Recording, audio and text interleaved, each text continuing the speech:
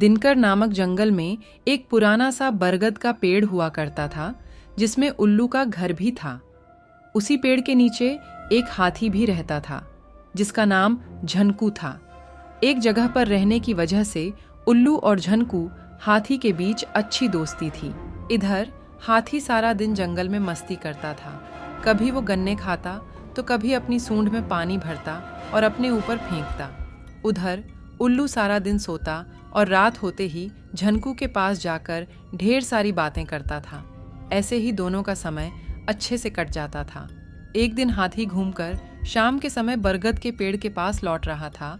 तभी उसने कुछ भूतों को बातें करते हुए देखा। उसने सुना कि भूत आसपास के लोगों को डराने की सोच रहे हैं। उसी वक्त भूतों के सरदार ने झनकू को देख लिया। वो जोर से चिल्लाया, पकड़ लो इस हाथी को। कुछ भूत झनकू को पकड़ने के लिए उसके पीछे भागने लगे। भूतों के सरदार के पास खड़े कुछ भूतों ने पूछा, ये कौन था सरदार? सरदार ने जवाब दिया, मैंने कल रात सपने में एक हाथी को पूरा खाया था। ये हाथी बिल्कुल मेरे सपने के हाथी जैसा ही था। इसे देखकर लग रहा है कि सपने सच हो सकते हैं। इसे पकड़कर आज मैं अपना सपना सच करके ही रहूंगा। तभी हाथी को भूत पकड़कर सरदार के पास ले आए। झनकू ने पहली बार भूतों को देखा था। उन्हें देखकर वो डर गया। कांपते हुए झनकू हाथी की तरफ भूतों का सरदार अपना सपना सच करने के लिए बढ़ने लगा। झनकू के हाथ पैर ठंडे पड़ चुके थे। ताकत तो झनकू के पास काफ़ी थी, लेकिन उसे समझ नहीं आ रहा था कि भूतों से कैसे निपटे। उसी समय झनकू का दोस्त उल्लू वहाँ पहुँचा। चिल्लाते हुए उल्लू हाथी के सिर पर बैठ गया और कहने लगा, आज मेरा सपना पूरा होगा। यही है वो जिसे मैंने अपने सपने में देखा था। हाँ, यही है वो।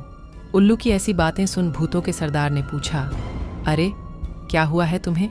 क्यों चिल्ला रहे हो और क्या कहना चाहते हो? कौन यही और कौन सा सपना? जवाब में उल्लू ने कहा कि देखिए, मैंने कल रात सपना देखा था कि मेरी शादी हो गई है।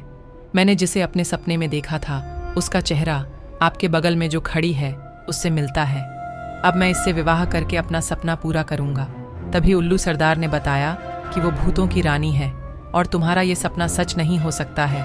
उसी वक्त भूतों की रानी भी चिल्लाते हुए कहने लगी कि मैं एक उल्लू से शादी कभी भी नहीं करूंगी। भूतों के सरदार ने उस रानी से कहा कि चिंता करने की कोई बात नहीं है, ये है ही उल्लू, इसलिए ऐसी बातें कह रहा है। सपने सच थोड़ी होते हैं। मैंने पिछली रात को सपने में इस हाथी को खा लिया था। सच में थोड़ी मैं इसे खाऊंगा, क्योंकि सपने सच नहीं होते हैं। सपनों को सपना ही रहने देना चाहिए। इतनी बात सुनते ही झनकू तेजी से अपने बरगद के पेड़ की तरफ भाग गया। हाथी के वहां से जाते ही उल्लू ने भूतों के सरदार से कहा, आप लगते तो हैं उल्लू ही, लेकिन बातें और काम समझदारी की ही करते हैं। मुझे अच्छा लगा आपकी बातें सुनकर। इतना कहकर उल्लू वहां से उड़कर बरगद के पेड़ पर पहुंच गया। अपने दोस्त उल्लू को देखते ही हाथी ने उसे धन्यवाद कहा और उल्लू जोर जोर से हंसने लगा। हाथी ने पूछा, क्या हुआ? उल्लू ने कहा कि मैंने भूत की बातें सुन ली थीं। वो तुम्हें अपने सपने की वजह से खाना चाहता था, इसलिए मैंने भी उसे झूठा सपना सुनाकर बेवकूफ़ बना दिया।